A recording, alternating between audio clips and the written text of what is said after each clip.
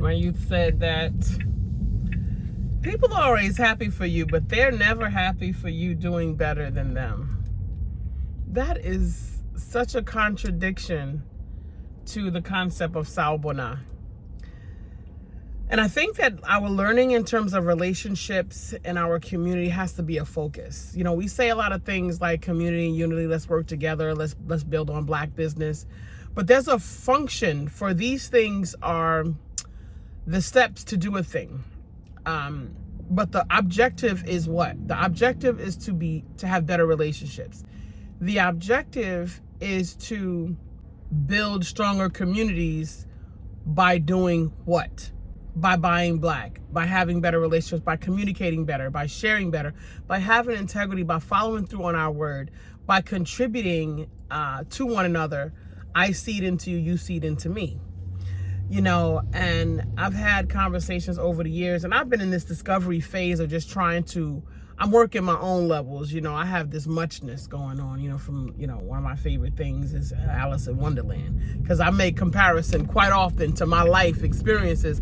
Clearly, I am Alice in Wonderland, or I'm in the Truman Show, I'm in the Trapped in the Matrix, and like, there's a number of different experiences that says to me that this is just not reality. This cannot be reality for me. I cannot continue to have these interactions with human beings. I tried for almost a year to find a therapist who could coach me on these very circumstances, and I got nothing. All Black women having these conversations, and what I'm saying to them about the value of relationships that I'm having with people, even when giving the olive branch, because no one comes back to the fact that relationships have not been fortified in our community. It is not a social behavior to have morality, integrity, ethics. These are not a part of our consciousness. We fame things like 48 laws of power. This is what people, Black folks, all up and through. You see all of these book tables in these communities. Everybody's waving this 48 laws of power as if they found some golden ticket or something. And I say to people like, what's your analysis of that reading? Because I'm on the receiving end of the foolishness. So I want to know, have you made the analysis as to what exactly you are so excited about with this particular book? Because all it does is talk about manipulation, and out of it, relationships cannot be healthy out of the means that come out of that book. Only thing that book can serve you is to tell you what's dysfunctional about our society. It cannot lead you to creating a healthy, reciprocal, thriving community and society. It cannot. But a lot of business Black people, a lot of everyday John and Jane Q public Black people. My husband and I did a breakdown on our podcast that we once had for 5 years, the Soundbites International Radio Show, where we talked about each one of the 48 laws of power and how it contradicts anything healthy. So when I have the experiences that I have, and my youth says to me that people are right with you doing good, they just don't want you doing better than them. I'm like, what do you mean better than them? Because technically there have been times in my life, and I'm talking about from junior high school all the way up to now, very seasoned senior person in this life experience, wisdom and maturity, refinement, experience, you know, confidence, application, flexibility, all of the things that should occur with you as you gain in years, right? Learning that should come along with your journey, that should make you, not the gaining of more things and bells and whistles and clap it ups in the Matrix. Because the bells and whistles and clap it up from the Matrix, I've had the most difficult circumstances to breaking through barriers with those particular people. Because anything you practice, you get good at. If you don't understand white supremacy, what it is, how it works, everything else you think you know will only confuse you. These faculties are not in our social landscape. I'm having conversations for over a year with various Black social workers and therapists and psychologists and trying to get this additional support that I need, because I was going through an enormous grief process, of which I had not seen since I had initially gone into foster care back in the mid to late 80s. I had not experienced this level of grief that I was experiencing, and I felt that I was in a position where I needed to call in some support. So I steadily for a year trying to connect with support to gain a therapist, and it never happened. The last one I gave up after the fourth one. I was like, you know what? I'm not getting ready to keep doing this with these folks. These folks are gaslighting me, and there's a reflex in the matrix as to how we communicate and how we have relationships and how the educational system works, where it's fashioned so that it insulates the consciousness that supports white-centered consciousness, which is the white culture. Whiteness is a culture. It has a lot of mechanisms. If you don't understand white supremacy, what it is, and how it works, everything else you think you know will only confuse you. And some of my greatest scholars I've spoken to, because a broke clock is right twice a day. Okay? Don't throw the baby out with the bathwater. Okay? The people did the study, receive the information, then you go back and process the information through an African lens. You must first develop an African lens.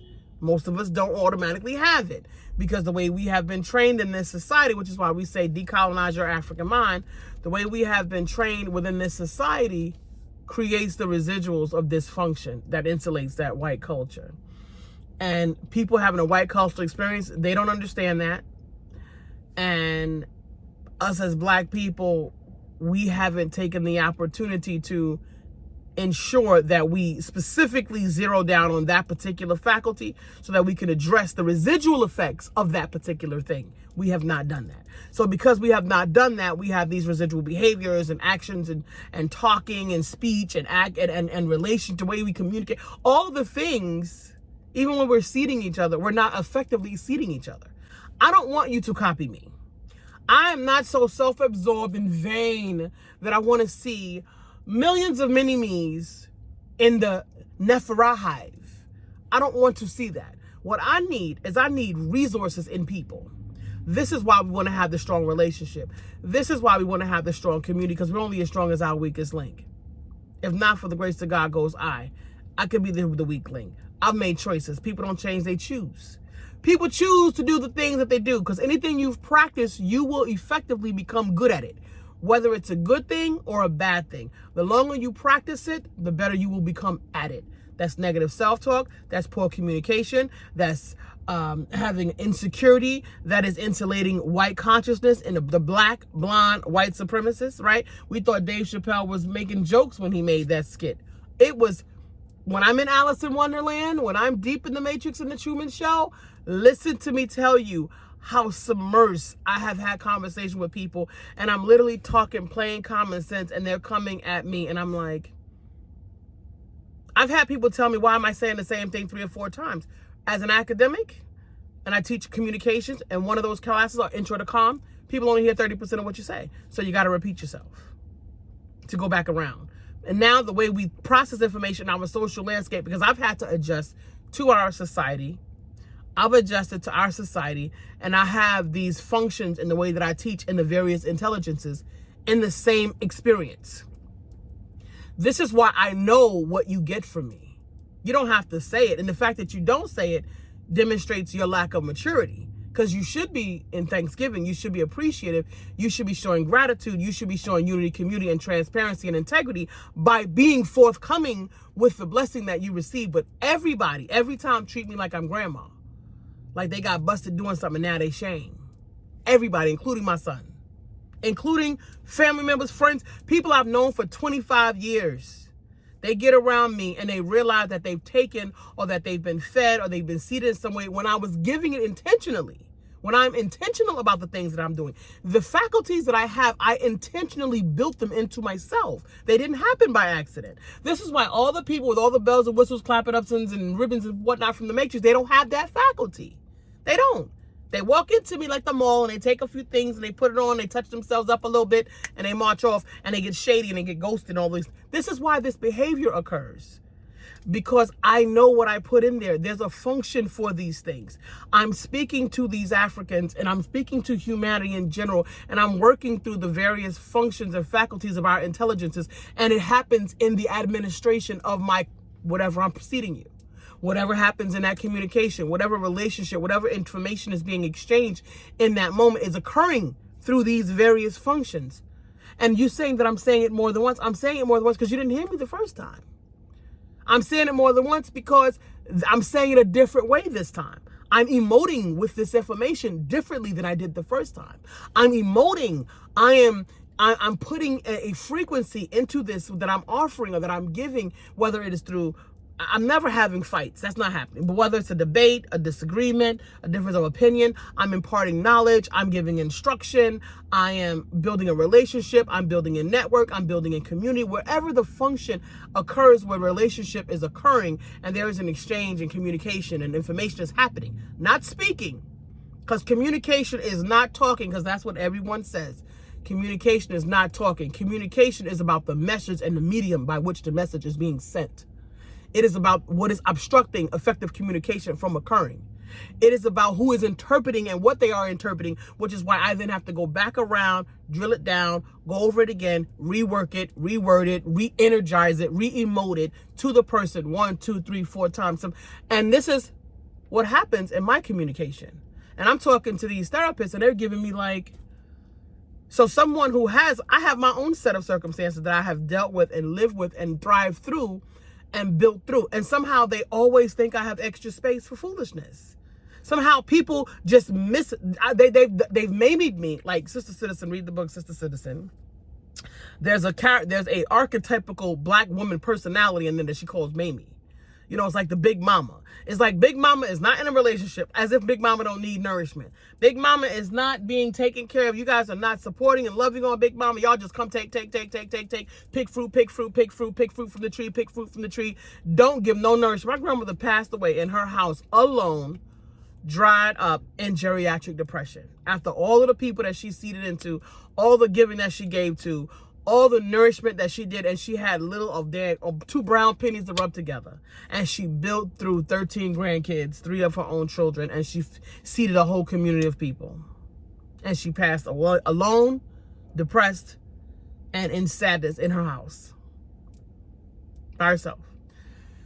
So I'm saying all of that to say, this comes back around to the conversation about relationships. You know, how I run into people and how it takes me back to that narrative when I've had these conversations across my life where people have said to me, people are happy with you doing good. They just don't want you doing better than them. AfriKAN, there's so much work that needs to be done in our society. What I want fully equipped people. I don't want mini-me's. I don't need little minions and little copycats of myself. I don't want to see you back holding my mannerisms, and because this is what people do. They take on my mannerisms. They try to speak in my cadence. They like little bits and things, but they don't get to what's important. And what's important is learn the faculties, decolonize your African mind, process in African. If you don't know what that is, build it. I built it with Ma'atian, I built it with Kemetic, a Yoruba, Ifa. I built it with a bunch of different types of theologies, and I extracted the best of all of them, right? And then I became them and applied them to my life experience. And you know, because we're so dysfunctional in our society, I got people telling me that bitch thinks she better than somebody. I'm upstaging, I'm intimidating. And these are all of the things that I'm doing, but I'm actually moving in a direction with the faculties that would actually help our environment. See, you guys are all doing more of the same. The bells and whistles and clapping ups and the matrix keep on lifting y'all up and prepping y'all up and giving y'all all this salute and pushing y'all onto the next. All of those things keep happening to you because you're creating more of the same. What you're doing by virtue of the response you're getting should let you know, not you deceiving yourself. Because people, when we're doing the wrong thing, we tell ourselves many lies. We tell ourselves a lot of lies when we're doing the wrong thing, so that we can comfort ourselves in the lies that we tell. And guess what? Because AfriKAN, you've lived in this oppressive environment, overexposed to these circumstances and this white-centered cultural context, you too behave the way that the Matrix does. Because the only way to agree to this experience is for you to be telling yourself lies every day. Because we do know how we actually got here. AfriKAN, you know how we actually got here, the descendants of stolen Africans. This ain't no walk in the park. This can't possibly be an American dream. How? How can it be an American dream for you, AfriKAN? I'm too close to my ancestors to have that be any part of my consciousness at all. I'm walking with my ancestors every day. So it's not possible for me to put myself in alignment with a deception that dishonors my ancestors' memories. It's not possible. So this is why you need an African lens. You need an African consciousness. You need to have that. You need to begin to build that. And not wanting your fellow brother and sister to excel because you feel like it's going to surpass you demonstrates how low you are in your development. With all your bells and whistles, clapping ups and rhythms and happy and all that in the matrix means absolutely nothing and lays no brick towards African sovereignty. Because if you continue to create individuals in the matrix that will continue to create more of the same, you have laid not a single brick towards African sovereignty. What the Christian Bible says is that you've led the people to slaughter. That's what it means. It means that you're the charlatan and you have led the people into a situation of detriment. You have taken your position of authority and honor that had been bestowed upon you and you had misused it and you had guided the people away. And there are a few of us who actually are people across our landscape who stand for the sovereignty of an African. There is no reason why I should have to subordinate myself to anyone. And this came from someone like me who they started battering and abusing this temple since I was 3 years old. So for me to be the person that intimidates, upstages, and makes people insecure and my confidence and my spiritual muchness and all that, for me to be here is in fact a miracle. And that foundation is immovable. There's nothing that this universe, that this society, that these people, that this environment could give me to top that. So anything else that happens in this social landscape is icing on the cake. See, so that's the difference between me, you, Susie, and whoever else. Because they don't want me to do better than them because with very little, I've made it like this. But they don't know that I didn't make this like this. I made me like this. I did this. The divine within me honors and respects the divine within you. The divine within me has come forward. And it is lively and present and activated and stimulated. And it seeds and it moves and it's busy every day. See, that is a function of an African frequency when you have spent 30 plus years, because anything you practice, you get good at. So it depends on where you focus in your attention. FYI, that was not all I was doing. This is why I say you have 6 brains. So I fashioned these tenets and I make them show up in daily active functional life like it's water, it's harmony, it's nothing. It's just grace. And people just pick off and take because I pick off and take. I'm a mall. I'm literally a shopping mall for people.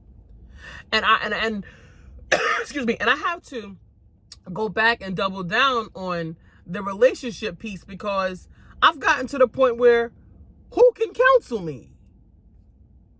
Who can support? Even the people who had the capacity or the knowledge in certain areas, they still serve me slop every time. They still serve me the little wingy part of the chicken wing. You know, you got the drumstick, you got the little leggy part, and you got the little wingy part. They give me the little wingy part all the time. Yeah. There's barely no meat on it. They give that to me all the time. At work, professional, relationship, friends, family. They give me that little wingy part of the chicken wing. The chicken wing is barely enough to be a meal, much less that little bitty wingy part that they give me. That's what they serve me. And it hurt my heart because I was under the impression that the more that our people would embrace understanding and bringing this work full circle. I was under the impression. I wasn't doing it for any applause. I literally was doing it for my own survival and thrival. It wasn't until about 32 that the divine inspiration came for me to share this work with others instead of tussling with people trying to be this work. And I'm realizing, wait, I'm speaking Japtalian and these people are speaking English. We're not communicating. We're not having effective communication, right? That is why I entered undergrad. When I went back to college, I entered undergrad for yet the second time.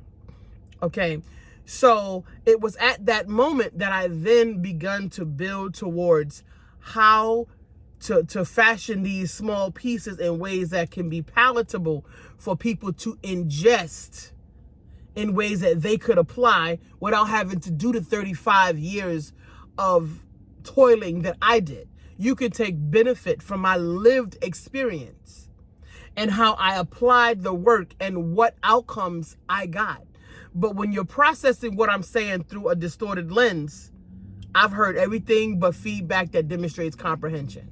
As an instructor, as a teacher by nature, by designation, I'm listening to you. I'm watching your actions, and I'm looking to see behaviors and communication that demonstrate you comprehend what I'm saying to you. What I see is people copy hair, they copy cadence, they copy mannerisms. I've seen it all. I mean, I'm talking about doppelganger. The carbon copy that people do so bad, which really demonstrates your fear in developing yourself.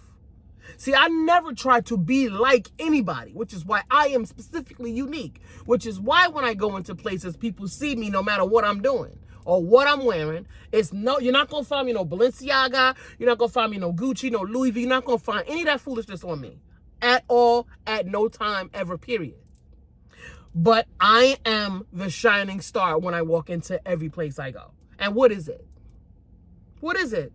It doesn't matter who I'm there with. You know who be trying to get away from me? The black people. The black people, boy, they be trying to get away. Every now and again, the one with the biggest head want to come see who. Well, let me go see who this bitch is. Who that? Who she thinks she is? Let's see who this lady is. Who she know? Who she here with? She must be somebody. This how people treat their This is the quality of our relationships right now. And this is also a symptom of learned helplessness.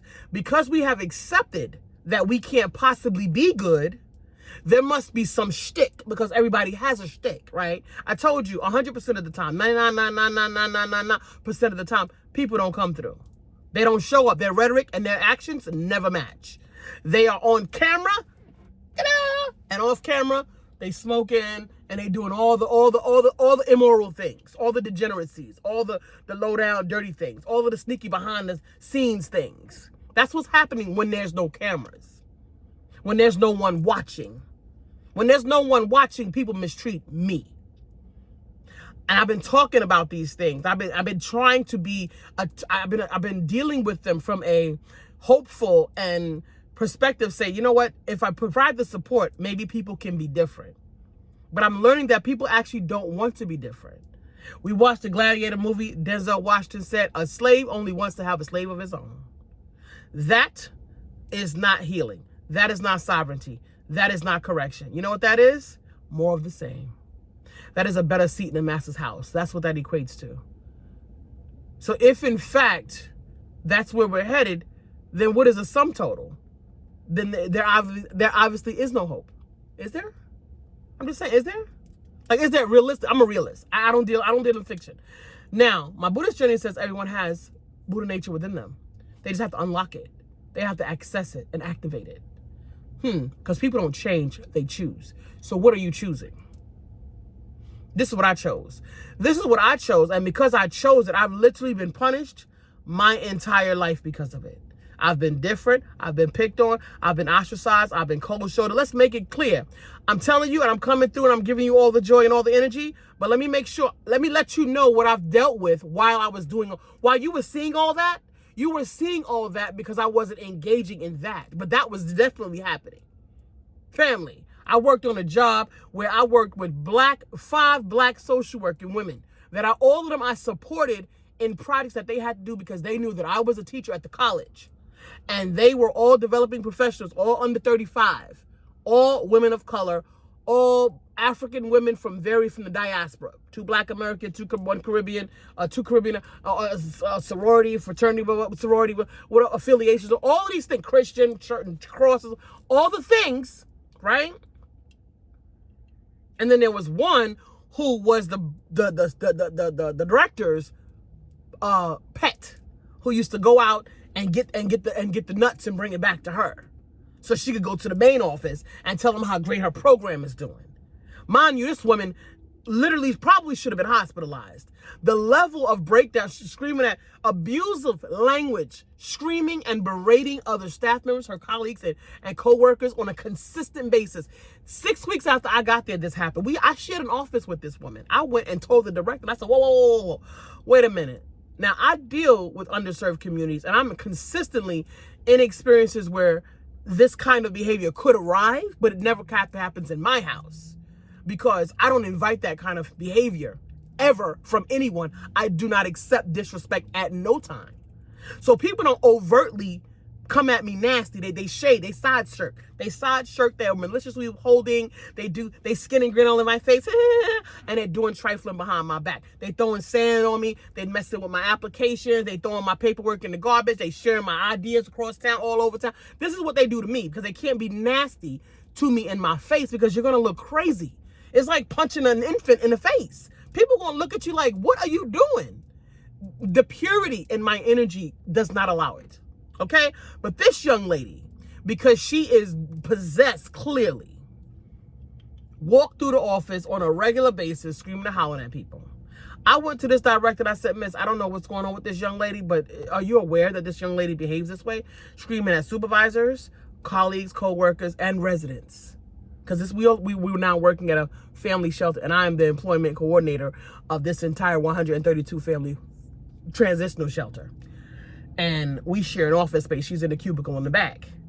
She done went and enrolled the 5 social worker women to whatever her obsession with me was. My presence would irk her. She would have these screaming fits out of nowhere. I'm at work. I'm at my cubicle. And I've had this happen to me not once, twice, but several times. Where black people, one, they're offended by the tone of my voice. Have you heard such of a bizarre thing?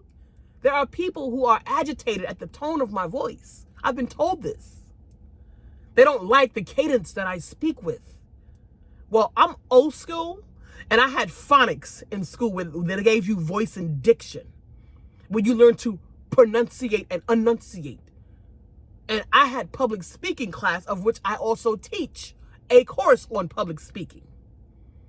So yes, there is something about the way that I speak, but I also intended to never have a Pollyann reflection of this society voice tone either.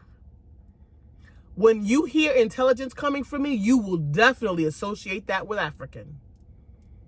Okay? See, these were my determinations when I was 13, 14, 15, when I was building myself. Okay?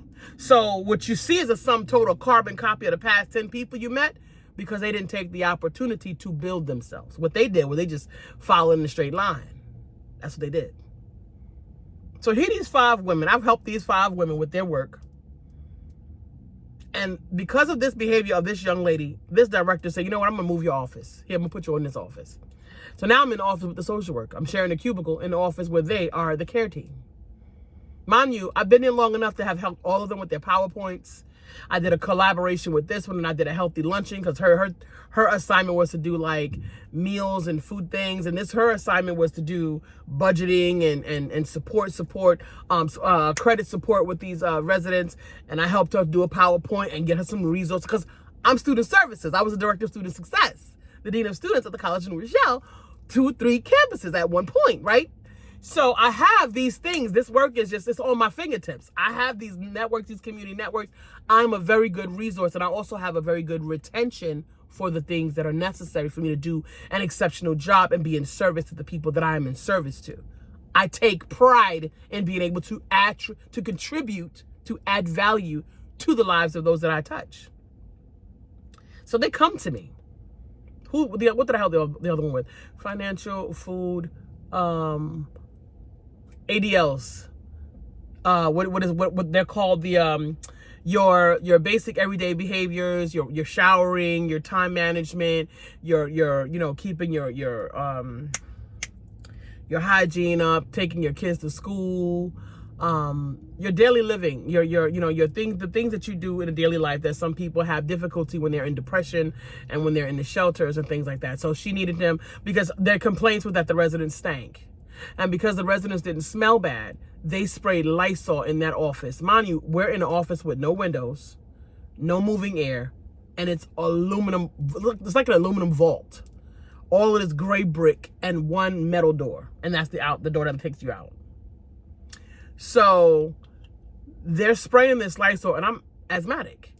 And I talked to the program director. I spoke to the facilities operations. Then I spoke to the ladies, and I spoke to their supervisor. She said, I'm going to speak to them. This is the LMSW black woman that comes to work every day, dancing around, tapping around like she's, SpongeBob SquarePants.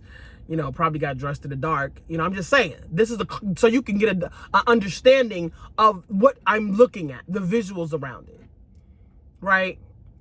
And she's supposed to be providing leadership for these women. But what she was really doing is she's just riding the clock, because she had been with this organization for 12 years. And I wanted supervision from her because she was then assigned to be my supervisor. I don't know why, but okay. And she and I basically ended up having what? Because I also did what in my side business? Executive coaching. So what is she doing in my supervision sessions? She's getting career advice. And she's 1, 2, 3, 4 people at that job that were my colleagues that got career support from me. 3 got it for themselves. 1 came to me to get career support for her son's girlfriend who had just graduated from college. This is the resource that I am. When I called either of them up for them to give me a written statement or make a statement in integrity about them watching the berating of this young lady screaming and howling in the office, about the other ones over here spraying the Lysol and refusing to stop, I had an asthma attack at work. I had to be pulled out of the job by stretcher in an ambulance. No, this is what I'm dealing with. I've been on social media doing and doing all of these things, and I don't come online. I don't put that stuff out there like that, but that's what I was dealing with. That's what the energy of doing this work looks like. You don't have a right to shift my energy and steal my happiness. So you're not going to get to do that. But what I am going to do is I am going to address you and your circumstances. We're going to have a meetup. There's got to be a meeting of the minds around this, because this cannot go on. You see, and I'm bringing this to you, and I'm saying to you that these are the things that I'm dealing with. This is the malice. This behavior is a visceral response to what? But I'm saying that I'm on track for doing and behaving in the way that is going to be helpful for African sovereignty, African agency, and our healthiness, our collective healthiness. Because this is the metrics that I did. When I did my research, this is what I came up with. It's nowhere in the math does it ever come up with anything that I've seen in our getting all the bells and whistles and clapping ups and what, that's well and good. But how does that beat you towards sovereignty as an African? How is that laying any bricks towards providing a safe space for our young people? Providing a place where people are not consistently insecure, even with all their bells and whistles and claps. So you mean you got all those accolades in the matrix and you're still insecure? And then you meet me and suddenly you got career advice. And you suddenly know how to shift your gears. And you suddenly know how to pivot. And you suddenly know how to go out and throw your rod out and catch you a little fish here, catch you a fish here. You suddenly learn those things from your interactions with me and in conversation with me. And I'm not telling you what I heard or what I'm speculating. I know what I know because I know what I infuse. I know what I walk and I intentionally move in the world, what I'm adding to the world space. So I'm not confused by that. I'm not confused by that. I didn't say I did all the lifting, no. But there is a very subtle tweak to what this madness looks like where it makes some sense, but it's African nonsense. The reality of it is there's a fine line being able to shift this environment and actually make it work for African people.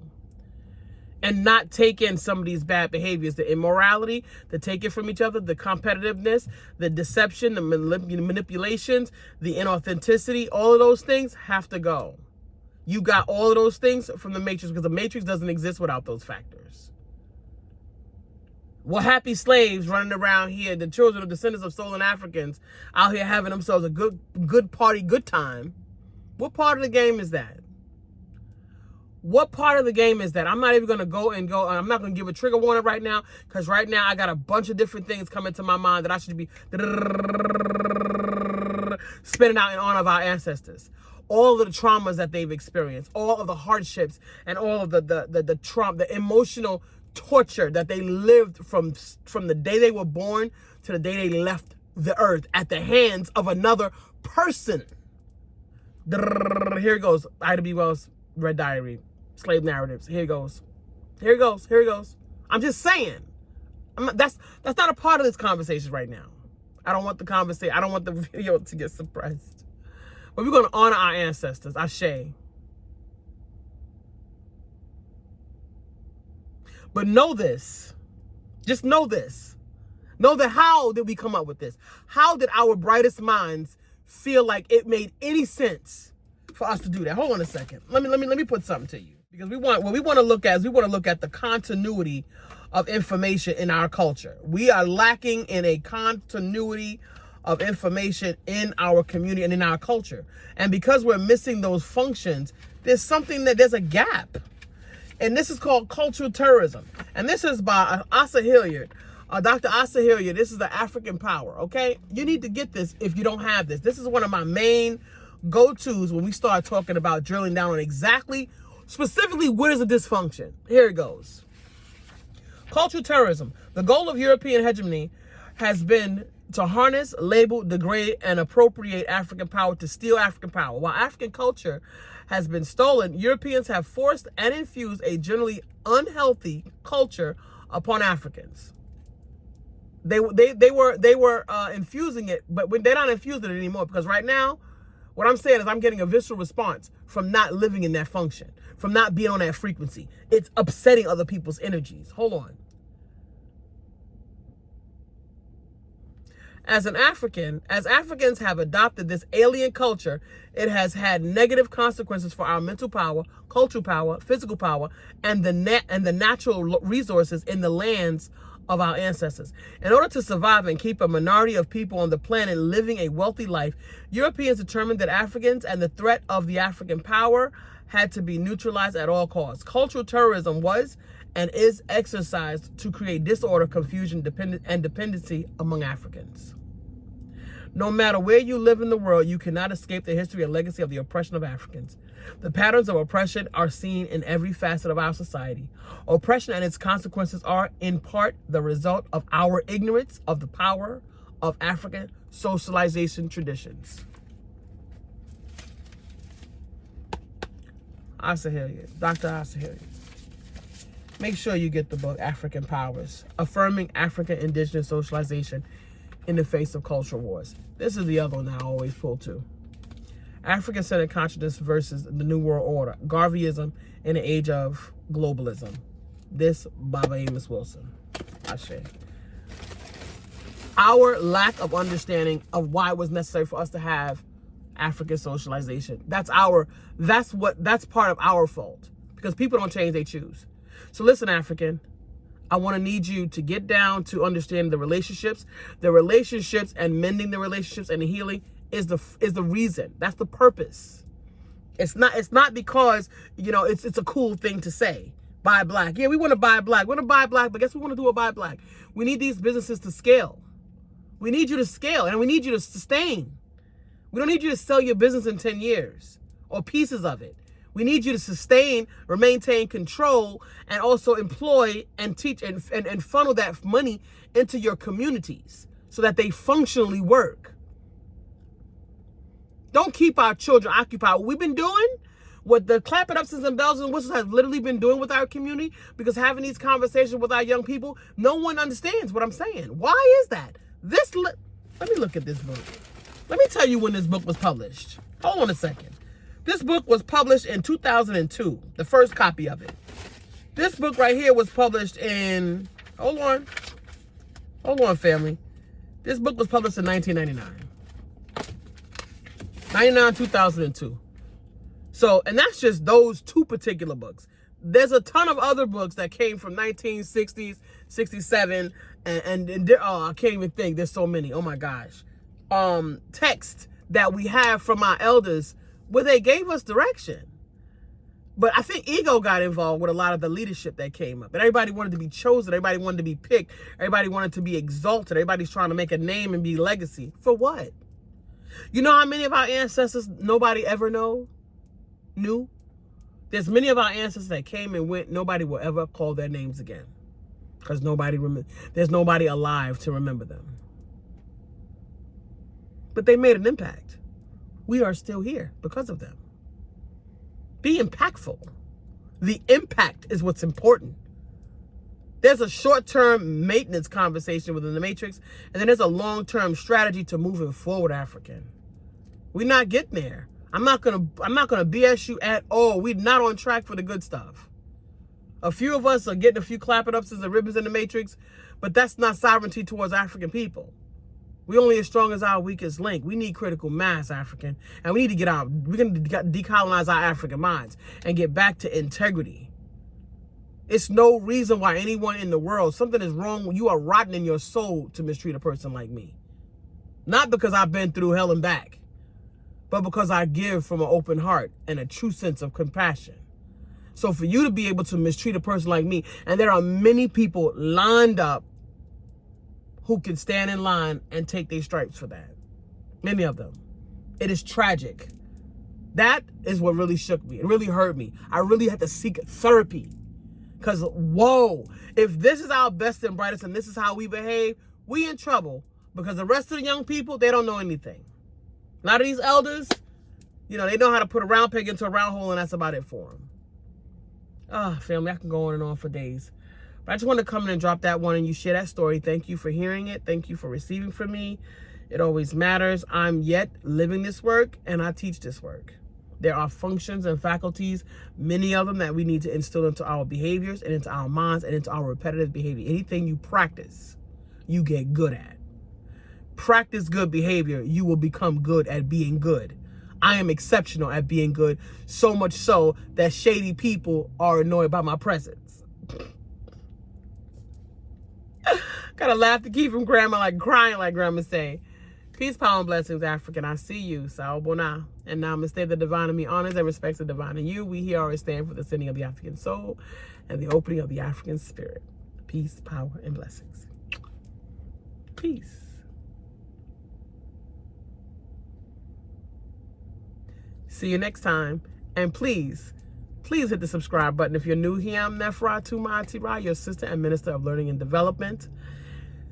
We constantly build it out. We're building out these African-centered life skills. We're trying to improve on our humanity. We're trying to humanize ourselves and one another. We're trying to create a healthy, and we are committed to creating a healthy and loving environment for all to thrive and have a positive and thriving quality of life.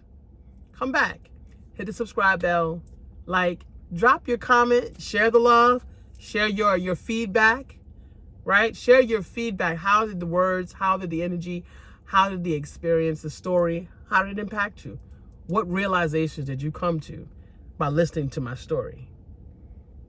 Peace, power, and blessings. Thank you so much for coming in. I'll see you next time. Peace.